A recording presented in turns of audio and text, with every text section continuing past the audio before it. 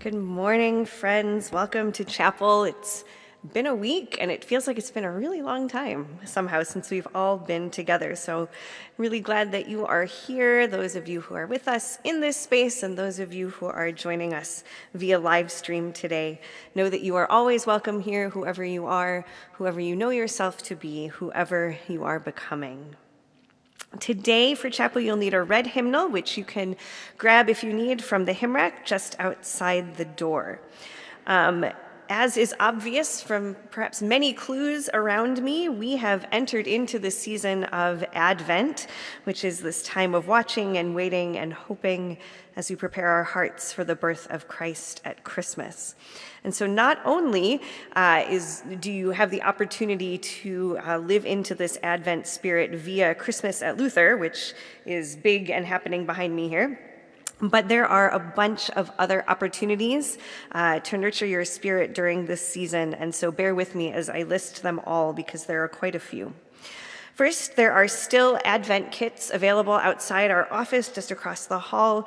These, if you don't know what they are, they're essentially goodie bags with lots of great things to help bring some mindfulness to this season. So if you don't have one, grab one, pick one up for a friend.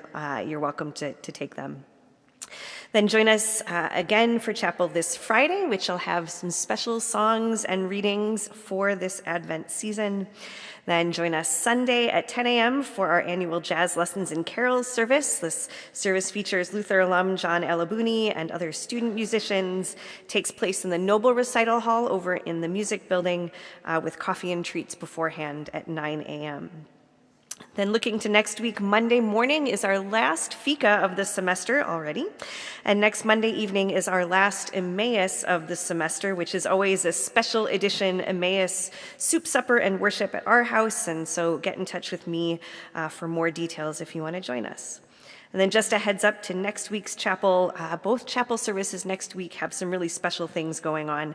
Wednesday chapel will include a blessing for all of those who are graduating at the semester or who will be away from campus during the spring. And next Friday is our annual Kwanzaa chapel, which takes place over in the Union. Finally, last one, Sunday, December 14th is our candlelight worship service at 8 p.m. here in the CFL, a lovely time to light candles and reflect and sing some favorite Christmas songs. So come at 7:30 p.m. for hot chocolate and worship at 8. If you want to be a reader for that service, we would love to have you. Let us know. You don't have to remember all of that. Check our social media and posters around campus for all of the info, or come get in touch with us if you want to know more.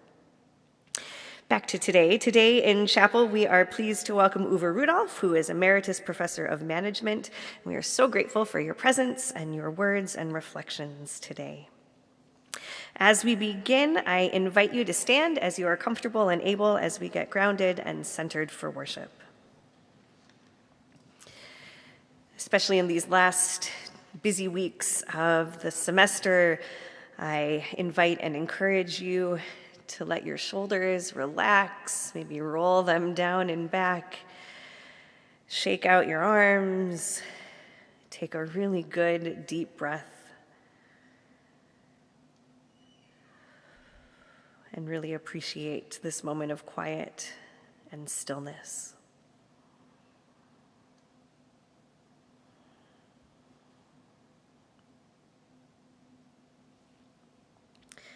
Blessed are you, God of the wilderness, God of the sea, God of the horizon, God beyond limits, God of all crossings. In our watching, in our waiting, in our hoping, in our seeking, give us a renewed vision of your horizon of peace. Amen. Our opening song today is number 252, Each Winter as the Year Grows Older, number 252.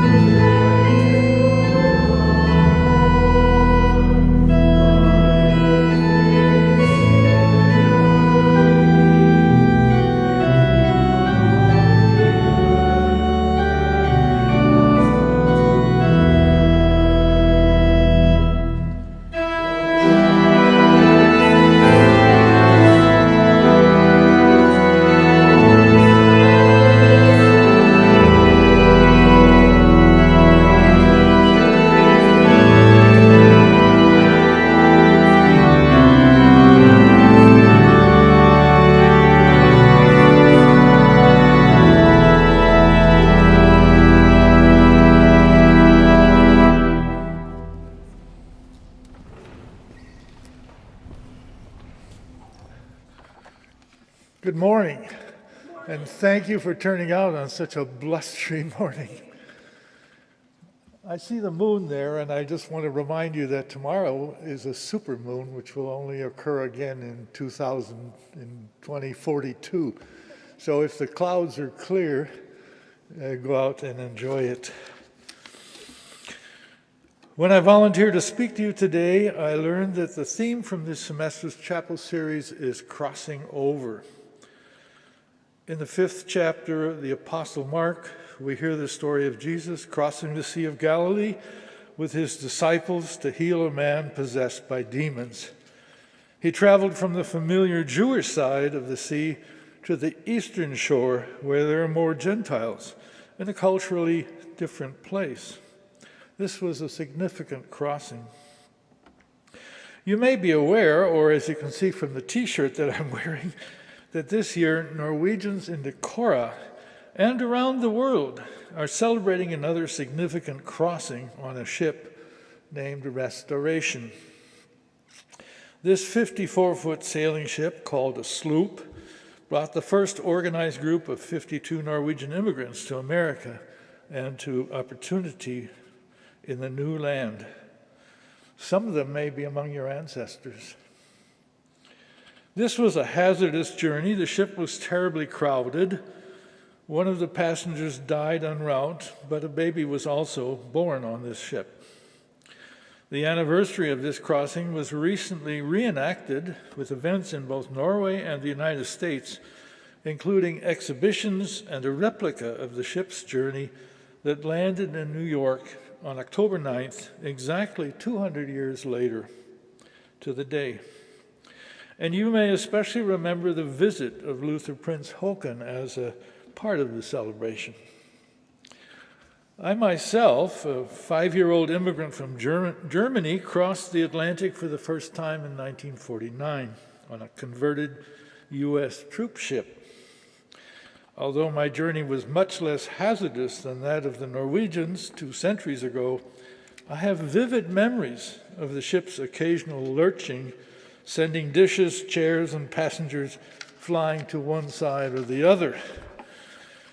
I also clearly remember the excitement of entering New York Harbor, catching sight of the Statue of Liberty and buildings that were taller than any I had ever seen. Like so many, my family was moving to a new land in hopes of a better future. We had crossed into a world of different habits, customs, and language. For me and my 3 siblings, America was an adventure. It was exciting. It was new. Not so much for my parents. Both accomplished artists, they had difficulty finding jobs that would acknowledge their talents. They had been raised with stricter German customs. I remember my mother seriously warning us, Americans eat food with their hands. Money was very tight, and we often went to public parks to gather mushrooms and fruit that the locals didn't think worth eating or didn't even know about. When some friends asked me to join the Cub Scouts, my mother strongly objected. The uniform reminded her of her youth and the Hitler Youth organizations. The war had destroyed their faith in God, and we did not attend a church in the new land. Nevertheless, they had their children baptized and taught us evening prayers in German. I developed a personal faith in God through that, but without any knowledge of the Bible. It wasn't until I crossed the Mississippi to join the faculty at Luther that I developed a more serious faith. Attending chapel, first it was the music that drew me in. I love to sing. I can't, but I love to sing, and we have such wonderful hymns. And hearing the witness of others, that made me realize that faith is not just a personal relationship to God, but rather a communal relationship to a God.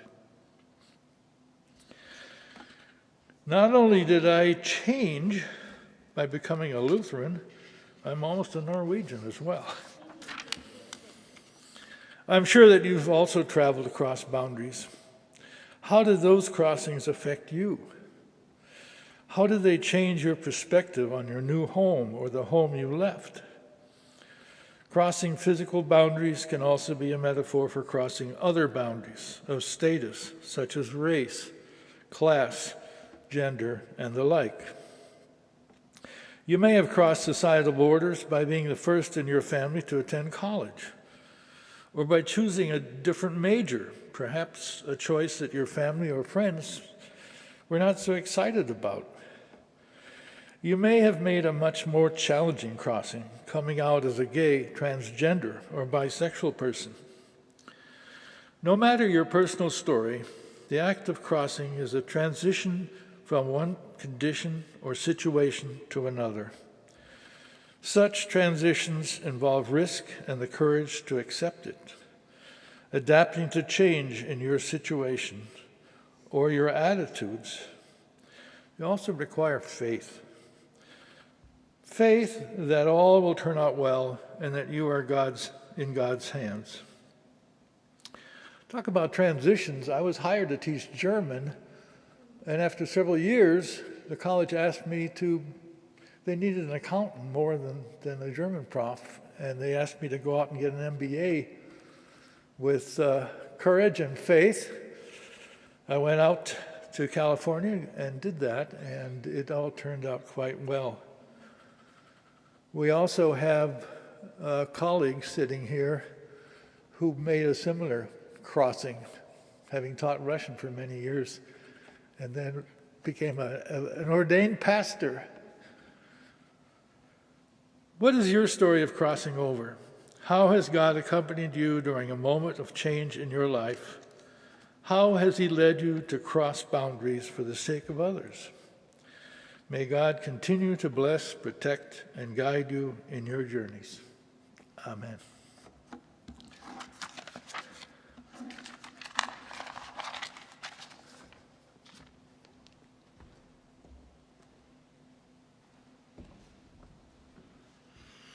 Our closing hymn today is number 239. It's the first hymn in the hymn section of the hymnal, so feel excited.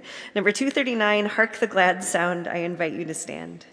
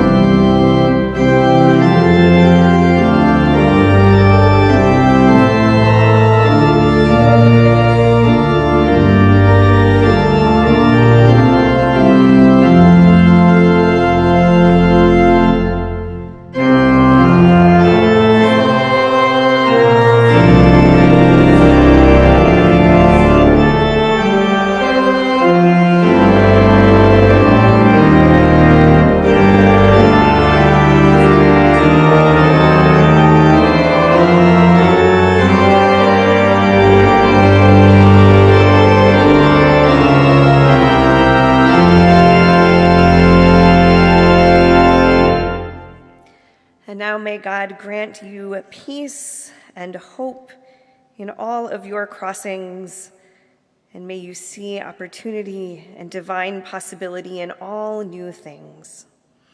And now go in peace, live with faith. Thanks be to God.